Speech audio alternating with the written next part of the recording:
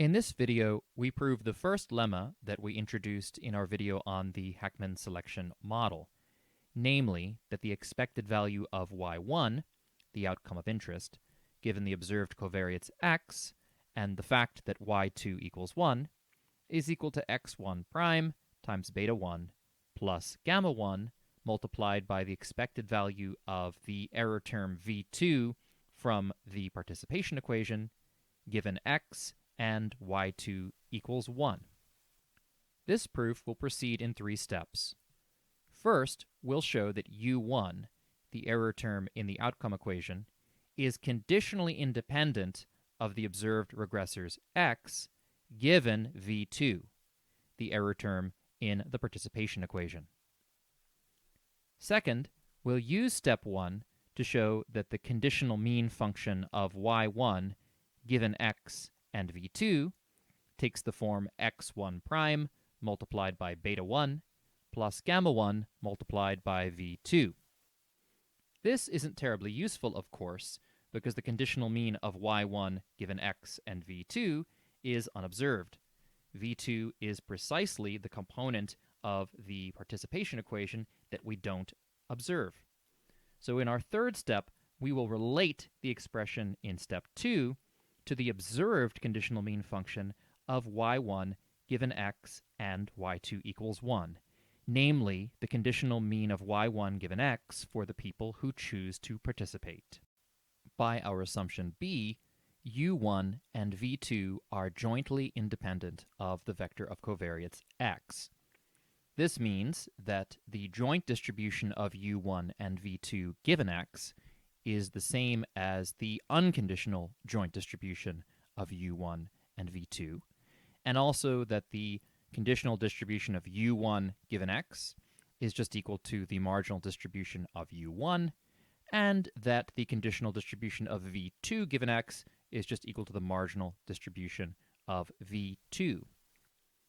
Now, by the definition of a conditional density, the conditional density of u1 given v2 and x is equal to the ratio of the conditional density of u1 and v2 given x to that of v2 alone given x.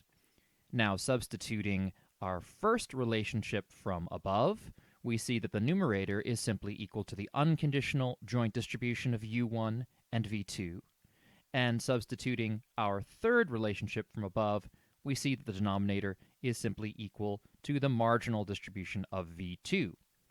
Examining this fraction, we see by the definition of a conditional density that this is precisely the conditional density of u1 given v2.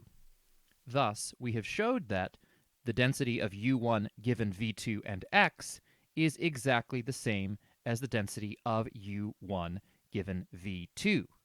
In other words, conditioning on v2 and x gives precisely the same information about u1 as conditioning on v2 only.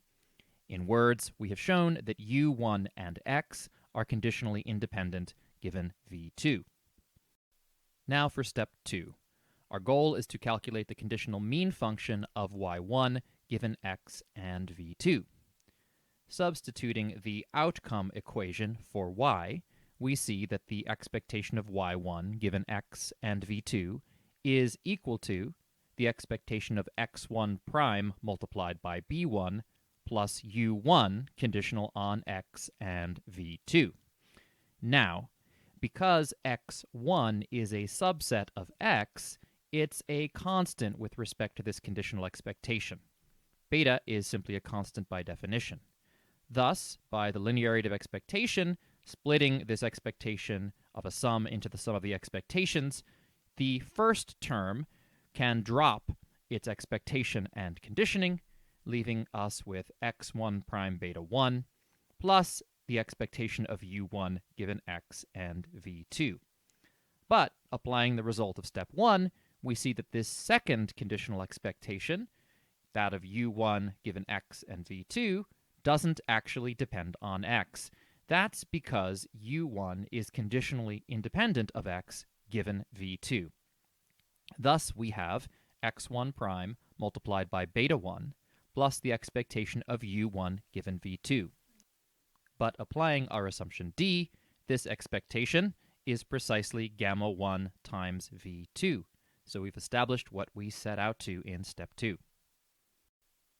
In step 3, we calculate the conditional expectation of y1 given x and y2. To do this, we will apply the law of iterated expectations, iterating over the conditional distribution of v2 given x and y2. This gives us the following expression, but looking more closely at the inner expectation, namely that of y1 given x, y2, and v2, recall that the participation equation tells us that y2 is precisely a function of x and v2. This means that after we've conditioned on x and v2, additionally conditioning on y2 is superfluous. We can drop this from the conditioning set without changing the inner expectation. Now we are left with the expectation over the distribution of v2 given x and y2 of the expectation of y1 given x and v2. But we calculated this inner expectation in the preceding step.